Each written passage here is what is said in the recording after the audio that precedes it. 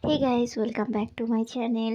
আগের ভিডিওতে তোমরা দেখেছো ঘট পুজোর জন্য যে জিনিসগুলো লাগে সেগুলো আগান বাগান থেকে ঘুরে ঘুরে আমি আর বৌদি জোগাড় করছিলাম। আর এটা ছিল তার পরের দিন, যেখানে পুজোটা হচ্ছিল। তো তার জন্য বৌদি এখানে পিঠা বানাচ্ছিল, পায়েস বানিয়েছিল। সেটা আমার ভিডিও করা হয়নি, কারণ সেদিন সকাল থেকে আমার আবার প্রচণ্ড শরীরটা খারাপ হয়ে গিয়েছিল। যাই হোক, যেইটুখানি পেয়েছি সেইটুখানি ক্যাপচার করেছি। আর মানে এটা করার পর তারপর বামুন এসে পুজো করেছিল।